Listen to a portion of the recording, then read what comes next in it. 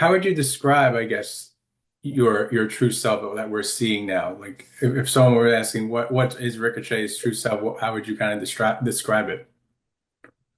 Honest, um, truthful, a leader, an inspiration, really just, someone who is trying to show the entire world that they've been underrated and they've been looked over and never give up on yourself.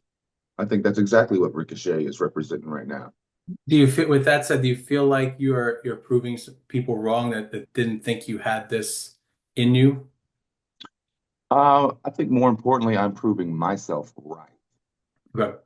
I think rather than proving people wrong, it's proving myself right, which will inevitably prove everyone wrong. When you're kind of going through the beginnings of this on TV and we're starting to see the little bit of the heelish turn, and then you get the toilet paper thrown at you in New York, and it hasn't fully formed yet, but we're getting there. What's going through your mind when you're already getting that crowd reaction before we've even seen kind of the full version of this? See, that's the thing. I just go out there each and every night and I perform to the best of my abilities. And that hasn't changed for the last 22 years. So I would say it would be the people who are on the edge, who are on the verge of changing their ways, I think. I think all that time it was the people, it was Swerve, it was everybody starting to form their own, I guess, reasons or personalities or whatever. They all decided to turn on me. I did nothing different. Have basically been the same Ricochet since I stepped foot in the AEW. I've been the same Ricochet for the past 22 years. It's just the fact that they decided to change. So since they decided to change, I decided to adapt. And since I've adapted to their personality, now everyone thinks that I'm the bad guy, which is crazy to me because I wasn't the one throwing toilet paper. I Right. wasn't the one interrupting people's promos. I wasn't the one trying to take TV time from somebody else. I wasn't the one calling out. You know what I'm saying? I wasn't the one. I was the one that had to adapt and had to uh, rebuttal all of that. So yeah, I think over these past couple of months, it's just been a slow burn of me finally just becoming who I was always meant to be. What was it like working with Swerve where he's, working at maybe the highest level of his career right now, someone who's become an incredible storyteller that gives the performers and the audience something to really sink their teeth into. I thought the story you guys told had so many layers to it. Yeah, I guess if the story is you're just going to be cheating the whole time, then yeah, great story. You have Nana out there the whole time trying to steal my jacket, so I'm distracted there. You have I don't know whether it was Swerve or whether it was Nana or whatever, but they they had celebrities in the crowd literally yelling at me the whole time, so I couldn't concentrate there either. And then you probably have Tony Schiavone on commentary saying something negative. So I have to think about that too. So it was like a just a one after another of complete distraction on Swerve's side for me. So I mean, I guess if the story for Swerve is, I mean, everyone cheers for him, but he really is just cheating the whole time. And then at the end, with Nana coming back out, and I thought I had it won, and then again, it just didn't go my way. But like I said, that had I was out there by myself. I had nobody out there for me. With me, no one was, Right.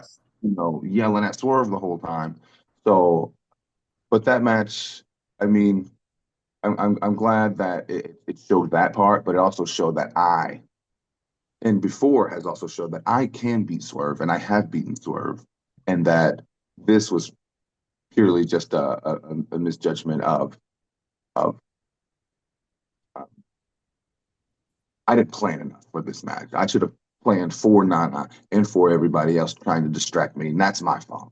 How important is this match at Dynasty now, where obviously missed out on a number one contendership for the AEW World Title, but now you have a chance to get gold here with the International Championship.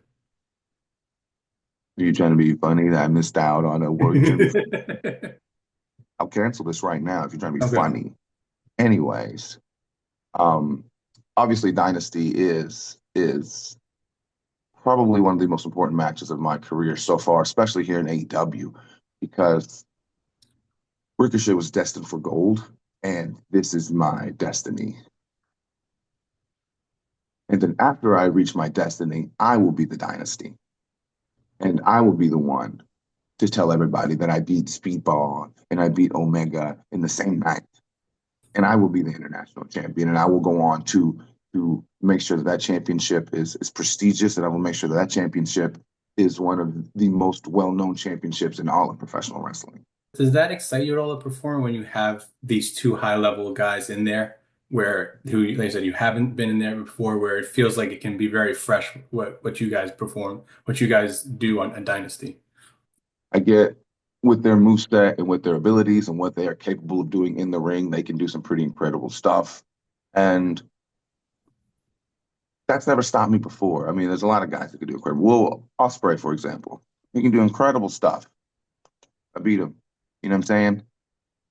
I already beat him clean in the middle of the ring. And right in the middle of the ring, Christmas time, Hammerstein Ballroom. You know what I'm saying? Darby Allin do some crazy stuff. I beat him. You know Right. what I'm saying? Swerve, the first time singles match, beat him. Clean. You know what I'm saying? No manager out there for me. Nobody in the crowd cheering. Beat him.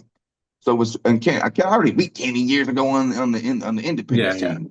Best bout machine. I already beat Kenny. And then Swerve, I mean that's Swerve, but Speedballs is that's nothing for me. That's nothing for me.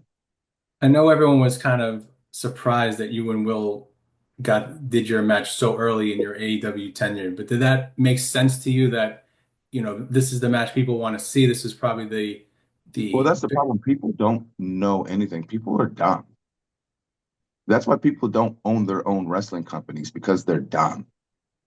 That's why they don't book wrestling. That's why they don't have a job to book. They don't have a job that writes the stuff. They don't have a job in the wrestling world because they're all dummies.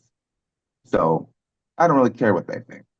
did you at all pitch to show this real Ricochet during your time in WWE to just give yourself something fresh and a change up over there? I mean, I've always tried to tell everybody about what I'm capable of and who, if I can be my true self, who that or what that can become. Um, I think you saw glimpses of it in NXT when I first got there. I think you saw glimpses of the suits. I think you saw glimpses of the promos. I think you saw glimpses of the personality trying to shine through. I think you saw glimpses of it. And then 2019, I just got moved, and then I kind of got stuck in being a resident superhero, and I got stuck in a weird position, I guess you would say. And heck, at the end of the day, I tried to do my best to show the world my own personality. I tried my best to show, but I mean, I don't want you to get stuck in a position you're kind of there until they deem it, you know, different. No matter how many ideas you pitch or how many things you say or how many you could. I made videos. I made personal videos to put them on. I did stuff. And I mean, until they really want it to happen, it's just not going to happen. Right. And but that could have been literally any day. It could have, I'm not saying it could have been the next week. You know what I'm saying? It could have been like, let's use this guy. Right. And like, screw that. Let's take it into my own hands and let's allow me to be the one to introduce my personality, my characteristics, my own style, my way, the way I want to do it. And let's see if that works. And if it doesn't work, then that's on me. If it Right. doesn't work and catch on, then I guess that's my fault. I made a mistake. But as you can see, my way is the best way, really. And that's really with anything. What made Samantha kind of your soulmate? What makes that love so special for you? Oh man, that could go on forever. But I I'm mean, sure. the understanding between the two of us, I think we we've kind of lived very parallel lives in our own fields. She is like a drama kid, theater drama kid growing up. So she was doing theaters, plays. She was like traveling the United States doing different types of, I guess, theater. Yeah.